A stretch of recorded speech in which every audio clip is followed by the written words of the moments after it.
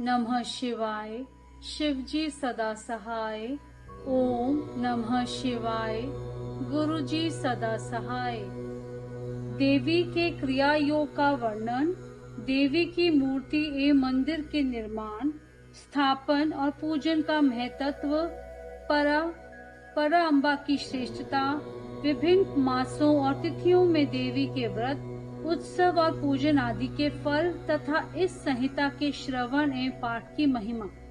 व्यास जी बोले, महामते ब्रह्मपुत्र सर्वयज्ञ सनत कुमार, मैं उमा के परम अद्भुत क्रिया योग का वर्णन सुनना चाहता हूँ। उस क्रिया योग का लक्षण क्या है, उसका अनुष्ठान करने पर किस फल की प्राप्ति होती है तथा जो परा अम्बा उमा को अधिक प्रिय है वह क्रिया योग क्या है, ये सब बातें मुझे बताइए। सनत कुमार जी ने कहा, महाबुद्धिमान देवपायन, तुम जिस रहस्य की बात पूछ रहे हो वे सब मैं बताता हूँ।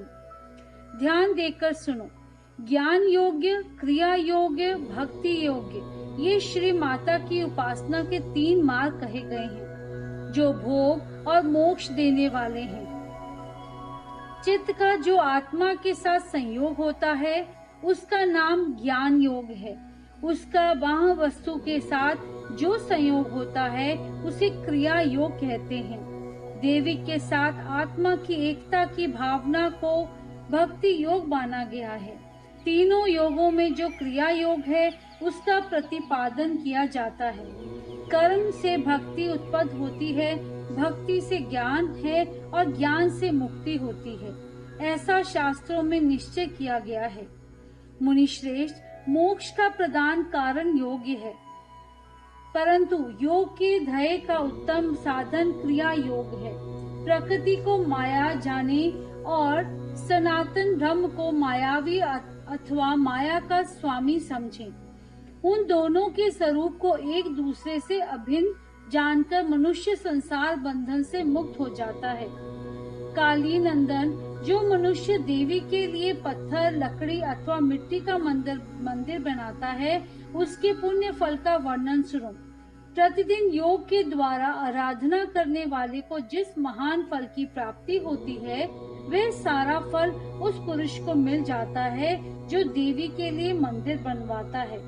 श्री माता का मंदिर बनवाने वाला धर्मात्मा पुरुष अपनी पहले बीती हुई तथा आगे आने वाली हजार पीढ़ियों का उद्धार कर देता है। करोड़ों जन्मों में किए हुए थोड़े या बहुत जो तप शेष रहते हैं वे श्री माता के मंदिर का निर्माण आरंभ करते ही क्षण भर में नष्ट हो जाते हैं। जैसे नदियों में गंगा, संपूर्ण नदियों में सोनभद्र, क्षमा में पृथ्वी, गहराई में समुद्र और समस्त ग्रहों में सूर्य देव का विशिष्ट स्थान है, उसी प्रकार समस्त देवताओं में श्री परा अम्बा श्रेष्ठ मानी गई हैं। वे समस्त देवताओं में मुख्य हैं। जो उनके लिए मंदिर बनवाता है वह जन्म जन्म में प्रतिष्ठित पाता है। काशी, कुरुक्षेत्र, प्रयाग, पुष्कर, गंगा सागर तट, नैमिषारण्य, अमरकंटक पर्वत, परम पुण्यमय श्री पर्वत, ज्ञान पर्वत, गोकर्ण, मथुरा, अयोध्या और द्वारका इत्यादि पुण्य प्रदेशों में अथवा जिस किसी भी स्थान में माता का मंदिर बनवाने वाला मनुष्य संसार बंधन से मुक्त हो जाता है। मंदिर में ईंटों का जोड़ा जब तक या जितने वर्ष तक रहता है उतने हजार वर्षों तक वह पुरुष मणिद्वीप में प्रतिष्ठित होता है। जो समस्त शुभ लक्षणों से संपन्न उमा की प्रतिमा बनवाता है वह निर्भय होकर अवश्य उनके परम धाम में जाता है। शुभ ऋतु, शुभ ग्रह, शुभ नक्षत्र में देवी की मूर्ति की स्थापना करके योग माया के प्रसाद से मनुष्य कृत्य हो जाता है। कल्प के आरंभ से लेकर अंत तक कुल में जितनी पीढ़ियां बीत गई हैं और जितनी आने वाली हैं उन सबको मनुष्य सुंदर देवी मूर्ति की स्थापना करके तार देता है। जो केवल जग योनि परा अम्बा की शरण लेते हैं उन्हें मनुष्य नहीं मानना चाहिए। वे साक्षात देवी के गण हैं। जो चलते फिरते, सोते जागते अथवा खड़े होते समय उमा इस 2 अक्षर के नाम का उच्चारण करते हैं वे शिवा के ही गण हैं। जो नित्य नैमित्तिक कर्म में पुष्प, धूप और दीपों द्वारा देवी पराशक्ति का पूजन करते हैं वे शिवा के धाम में जाते हैं। जो प्रतिदिन गोबर या मिट्टी से देवी के मंदिर को लीपते हैं अथवा उसमें झाड़ू देते हैं वे भी उमा के धाम में जाते हैं। जिन्होंने देवी के परम उत्तम एवं रमणीय मंदिर का निर्माण किया है उनके कुल के लोगों को माता उमा सदा आशीर्वाद देती है। वे कहती हैं, ये लोग मेरे हैं, अतः मुझ में प्रेम के भागी बने रहकर 100 वर्षों तक जिए और इन पर कभी कोई आपत्ति न आए। इस प्रकार श्री माता रात दिन आशीर्वाद देती हैं। जिसने महादेवी उमा की शुभ मूर्ति का निर्माण कराया है उसके कुल के 10,000 पीढ़ियों तक के लोग मणिद्वीप में सम्मान पूर्वक रहते हैं। महामाया की मूर्ति को स्थापित करके उसकी भली भांति पूजा करने के पश्चात साधक जिस जिस मनोरथ के लिए प्रार्थना करता है उसको अवश्य प्राप्त कर लेता है। जो श्री माता की स्थापित की हुई उत्तम मूर्ति को मधु मिश्रित घी से नहलाता है उसके पुण्य फल की गणना कौन कर सकता है। चंदन, अगुरु, कपूर, जटामासी तथा नागर मोथा आदि से युक्त जल तथा एक रंग की गऊ के दूध से परमेश्वरी को नहलाए। तत्पश्चात अष्टांग धूप के द्वारा अग्नि में उत्तम आहुति दे तथा घृत और कपूर सहित बत्तियों द्वारा देवी की आरती उतारे। कृष्ण पक्ष की अष्टमी, नवमी, अमावस्या में अथवा शुक्ल पक्ष की पंचमी और दशमी तिथि में गंध पुष्प आदि उपचारों द्वारा जगदम्बा की विशेष पूजा करनी चाहिए। रात्रि सूक्त, श्री सूक्त अथवा देवी सूक्त को पढ़ते या मूल मंत्र का जप करते हुए देवी की आराधना करनी चाहिए। विष्णु कांता और तुलसी को छोड़कर शेष सभी पुष्प देवी के लिए प्रीतिकारक जानना चाहिए।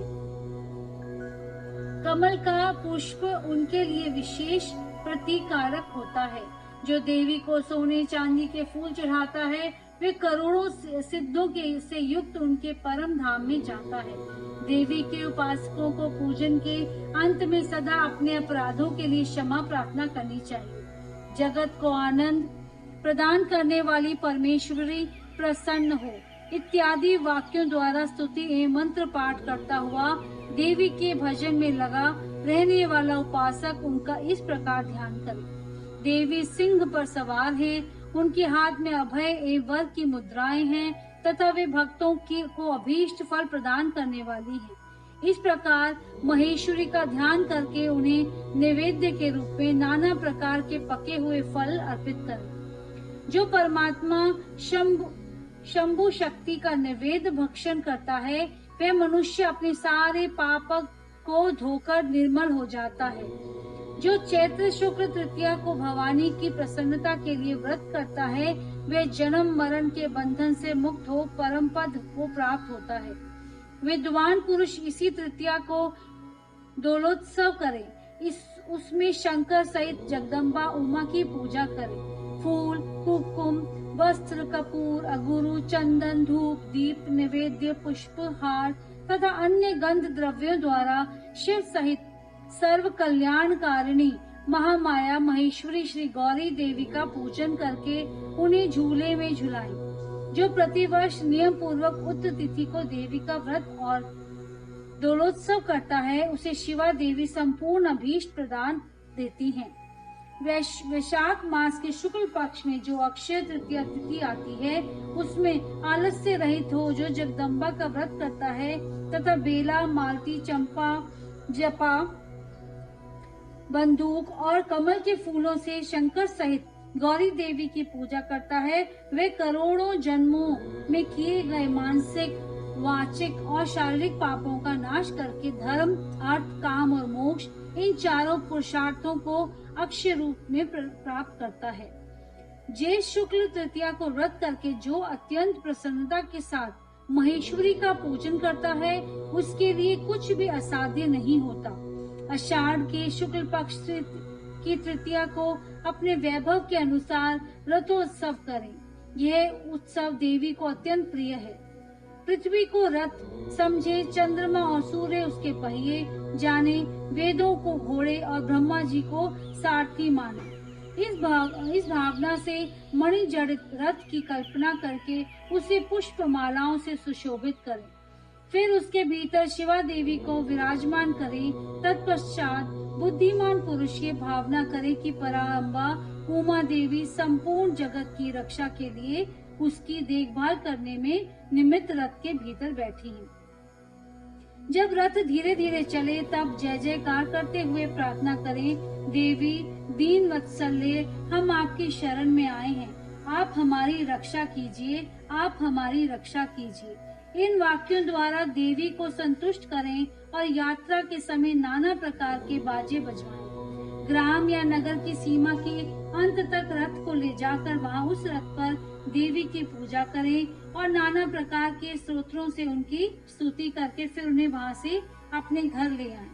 तदंतर सैकड़ों बार प्रणाम करके जगदम्बा से प्रार्थना करें। जो विद्वान इस प्रकार देवी का पूजन व्रत एवं रथोत्सव करता है वे इस लोक में संपूर्ण भोगों का उपभोग करके अंत में देवी के धाम को जाता है। श्रावण और भाद्र मास की शुक्ला तृतीया को जो विधि पूर्वक अम्बा का व्रत और पूजन करता है वे इस लोक में पुत्र पौत्र एवं धन आदि से संपन्न होकर सुख भोगता है तथा अंत में सब लोकों से ऊपर विराजमान उमा लोक में जाता है। अश्विन मास के शुक्ल पक्ष में नवरात्रि व्रत करना चाहिए। उसके करने पर संपूर्ण कामनाएं सिद्ध हो ही जाती हैं, इसमें संशय नहीं है। इस नवरात्र व्रत में प्रभाव का वर्णन करने में चतुरानन ब्रह्मा, पंचानन महादेव तथा षडानन कार्तिकेय भी समर्थ नहीं है। फिर दूसरा कौन समर्थ हो सकता है? मुनि श्रेष्ठ नवरात्रि व्रत का अनुष्ठान करके विरत के पुत्र राजा सुरत ने अपने खोए हुए राज्य को प्राप्त कर लिया। अयोध्या के बुद्धिमान नरेश, ध्रुव, संधि कुमार, सुदर्शन ने इस नवरात्रि के प्रभाव से ही राज्य प्राप्त किया जो पहले उनके हाथ से छिन गया था। इस व्रतराज का अनुष्ठान और महेश्वरी की आराधना करके समाधि वैश्य संसार बंधन से मुक्त हो मोक्ष के भागी हुए थे। जो मनुष्य अश्विन मास के शुक्ल पक्ष में विधि पूर्वक व्रत करके तृतीया, पंचमी, सप्तमी, अष्टमी, नवमी एवं चतुर्दशी तिथि को देवी का पूजन करता है, देवी शिवा निरंतर उसके संपूर्ण अभीष्ट मनोरथ की पूर्ति करती रहती है। जो कार्तिक, मार्गशीर्ष, पौष, माघ और फागुन मास के शुक्ल पक्ष में तृतीया को व्रत करता है तथा लाल कनेर आदि के फूल एवं सुगंधित धूपों से मंगलमयी देवी की पूजा करता है, वे संपूर्ण मंगल को प्राप्त कर लेता है। स्त्रियों को अपने सौभाग्य की प्राप्ति एवं रक्षा के लिए सदा इस महान व्रत का आचरण करना चाहिए तथा पुरुषों को भी विद्या, धन एवं पुत्र की प्राप्ति के लिए इसका अनुष्ठान करना चाहिए। इसके सिवा अन्य भी जो देवी को प्रिय लगने वाले उमा महेश्वर आदि के व्रत हैं, मुमुक्षु पुरुष को उनका भक्ति भाव से आचरण करना चाहिए। ये उमा संहिता परम पुण्यमयी तथा शिव भक्ति को बढ़ाने वाली है। इसमें नाना प्रकार के उपाख्यान हैं। यह कल्याणमयी संहिता भोग तथा मोक्ष प्रदान करने वाली है। जो इस भक्ति भाव से सुनता या एकाग्रचित होकर सुनाता अथवा पढ़ता या पढ़ाता है वह परम गति को प्राप्त होता है। जिसके घर में सुंदर अक्षरों में लिखी गई ये संहिता विधिवत पूजित होती है वह संपूर्ण अभीष्टों को प्राप्त कर लेता है। उसे भूत, प्रेत और पिशाच आदि दुष्टों से कभी भय नहीं होता। वह पुत्र, पौत्र आदि संपत्ति को अवश्य पाता है, इसमें संशय नहीं। अतः शिवा की भक्ति चाहने वाले पुरुषों को सदा इस परम पुण्यमयी रमणीय उमा संहिता का श्रवण एवं पाठ करना चाहिए। अध्याय 51 संपूर्ण। उमा संहिता संपूर्ण।